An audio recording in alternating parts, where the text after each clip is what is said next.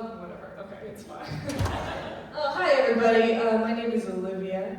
I'll tell you a little bit about myself. I come from a brilliant actress mother and a very depressed teacher father. And they made me a soft-boiled egg with anxiety and a flair for the dramatic. It's exciting. I'm glad to be here. Before the world ended, I worked as a bartender.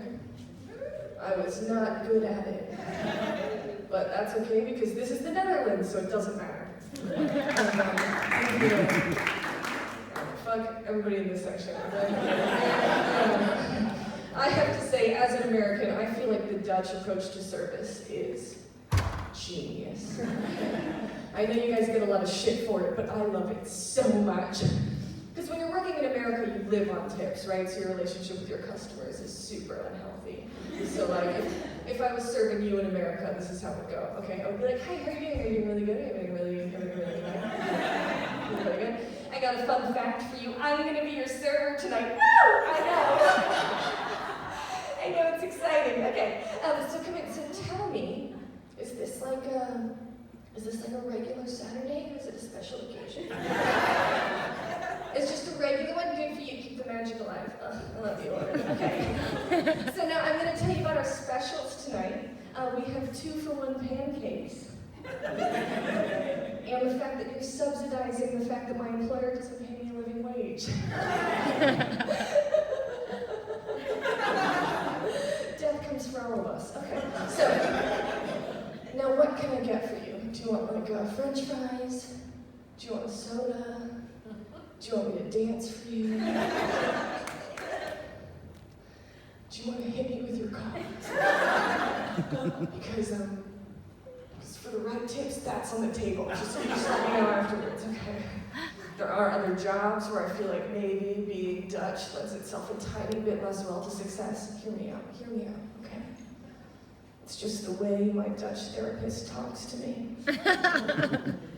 I don't want to call it bullying, but it's pretty fucking close. At my first appointment with her, my intake appointment, I started crying, and she just looks at me and she goes, "You have a lot of feelings, don't you?" That is a real thing my Dutch therapist said to me. And I was like, I get it, Annemieke, okay? You miss your usual Dutch appointment, right? Where Jordan comes in and he's like, Annemieke, I've had a terrible week. And she's like, what happened, Jordan? And he's like, I almost had a feeling. And she's like, oh, expand on that. And he's like, well, I was cycling. And a woman cut me off. And I yelled at her in Dutch.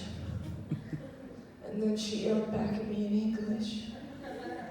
And I realized she was American.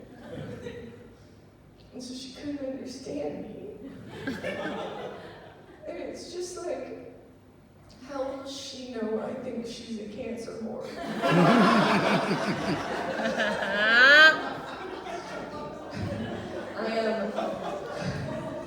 You'll be happy to know since I moved here that I have accomplished the real American dream, which is tricking a Canadian into loving me. Thank you, it's very exciting. Very cool. One of the amazing things about being in a really good relationship for the first time is that you can just let go of all the shitty things that the people you dated before did to you, right? You just forget about them. Like that guy Peter, who fucked you over your senior year of college, right? Like you don't even have to think about it because you're so happy now.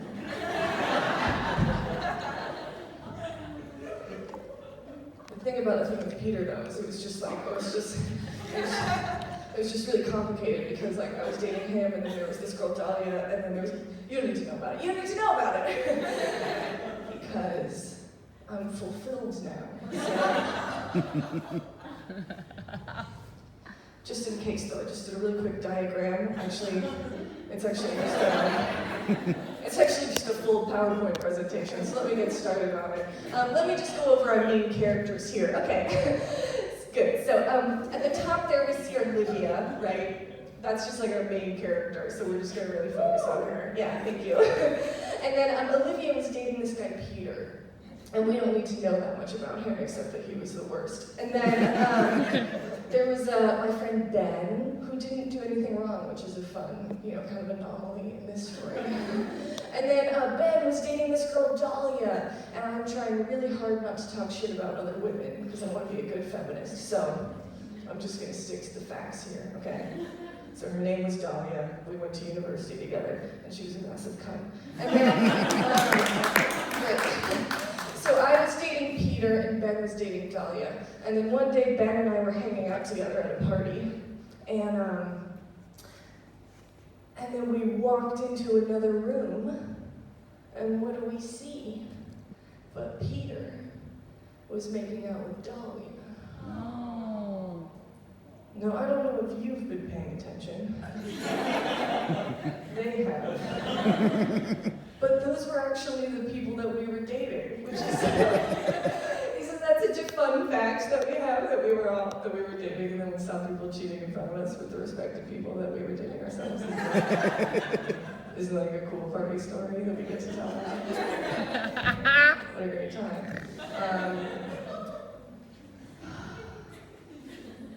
Anyway, let's go to the next slide. Okay, great. So once again, we'll just get to Olivia. I just want to dive further into our characters before we kind of delve into the trauma of this. That's Olivia, our main character. Just if there are any casting directors in the audience, picture kind of your classic best friend type, okay? Sort of cute enough to be on screen, but not cute enough to be threatening. I don't want to sound desperate. I do know casting directors. It's just that the only one I know is my aunt. And she's already given me a firm no on any future projects. Something about how directors aren't looking to cast women that look like if a butch witch gave up on herself. Is that too real? Sorry. I'll take that. Let's go to the next slide, Emil. Great. So here we just have like a really photorealistic image of Peter. Just picture, it's like if a stick insect gave up on itself. That's how I like to talk about it. Emil likes that one, that's all that matters. But the only thing you need to know about Peter is he later joined the army. He was the worst. And it's not always true what they say about big feet, so just take that with you. Great, can we go to the next slide, Emil? This one is a blank page to represent the new page that I've turned over. Thank you. Once again, this side of the room. Yeah. It's to represent the blank page that I've turned over. Because I've so clearly moved on. And I just like to think about the fact that I get to write a new page, a new chapter in my life, now that I've forgotten all about Peter. And I'm happy, and I don't even think about him anymore, which I think is pretty cool.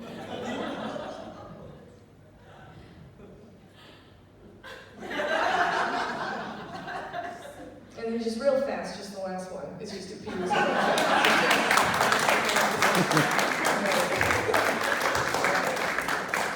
think that's the end of that story. Thank you, Emil. Excellent work. We can take that. I'm always sad to see you go. But that's okay. What are you gonna do? Oh yeah, my boyfriend did what I should have suspected all Canadians would do eventually, which is go the fuck back to Canada. Yeah, it's not great. I don't know why I come to this side. He moved back to Canada. We've been doing long distance for like 7 months, and it's been the worst. And I'm doing so blatantly terrible. Like all my friends are aware of it. Like it's so clear on my face. I ran into a girl I took one improv class with a year ago, and we had a 5-minute conversation. And then she texted me afterwards, and she was like, "Hey, if you ever need to talk." Here, and I was like, "Oh no, it's so obvious, everybody knows. I gotta do a better job covering it." I went to the Aldi for the 3rd time that week to buy a single chicken breast. And the Cashier's like, they'll be €2. Hey, if you ever need to talk. I'm also, since he's left, trying to improve my comedic, skills. So I'm gonna do an impression, which is based on nothing in real life. I call this Heartbroken Woman at a Zumba class. Okay. Simon. Just stay there real fast. Great. Okay, can you count me in? Just go 5, 6, 7, 8. 5, 6, 7, 8.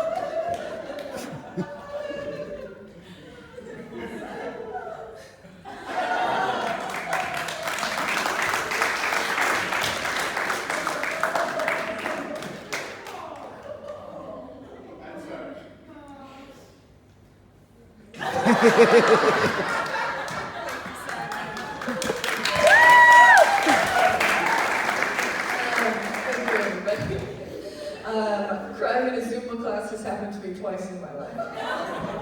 Once was my first year of university after my first love broke up with me, and once was on Wednesday. So, Stacey was there, she had to see it all happen, it's all fine. But I stayed here to do comedy, like a fucking idiot. And I think a lot of people ask comedians, they're like, why did you start doing comedy? Why was it worth it? And there's a bunch of reasons why, right? It's like, oh, I love to make people laugh. That's a solid one. Oh, I'm a white guy that no one ever said no to. Or maybe, I find it really hard to relate to people personally. And maybe in these moments when I'm on stage, I feel like the only time that people really hear what I have to say is when I'm able to make them laugh a little bit.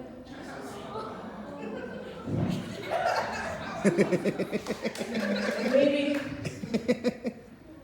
it makes me feel a little bit like a clown who's a sellout, and I wish that I had people that actually listen to me at home, but I'll make up for it in the time being by getting on stage all the time and trying my best and being honest. Yay! None of those are me. I did it because when I was 9, my teacher had everybody in our class write something they liked about us. And I'm just gonna, can we just pull that up, Emil? Okay. So I went home recently and I dug through my old boxes and I found what actually this was. So I'm gonna read a couple of them. I like Olivia because she's fun to hang out with and she always makes me laugh. Olivia is really funny because she jokes around. I like Olivia because she is sweet, funny, and a great actress. Olivia is funny and good at soccer. Something I like about Olivia is that she's very funny. Olivia is very funny and kind. I like Olivia because she's humorous. Olivia thinks it's okay to play with boys and it's okay. True. Olivia is funny and nice. She helps others. So I think it's pretty clear that I was like, I read this at 9 years old and I was like, that's all that I have to offer the world. I'm gonna go all in on that. I'd just like to point out one quick thing at the bottom here. Dustin is nice because he shares his lead pencil.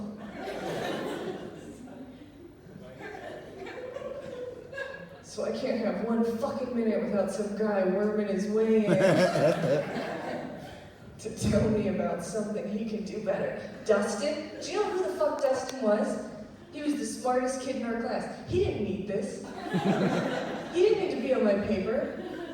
I was supposed to have 1 minute that I could actually do things on my own, and Dustin has to worm his way in because he can't have enough. I talked to Dustin recently on Instagram. Do you know what he's doing now? He's a fucking doctor. He didn't need any of this. He can share as many lead pencils as he wants now.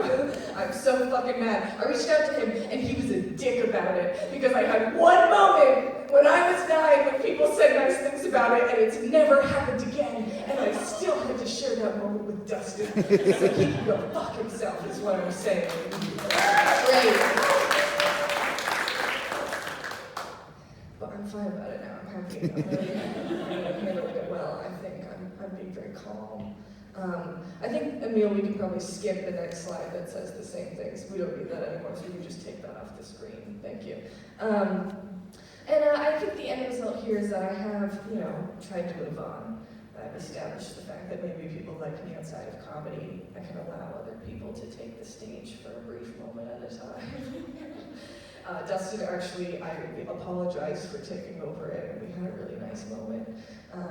And I think now that I finally learned that maybe people like me for things outside of what I have to offer on stage, that maybe I'm a good person and someone worth loving, and that I have space in my heart for all the Dustins of the world, to take things over, which I think is really great. The blank page, right? Yeah. And then just super fast, just one final image.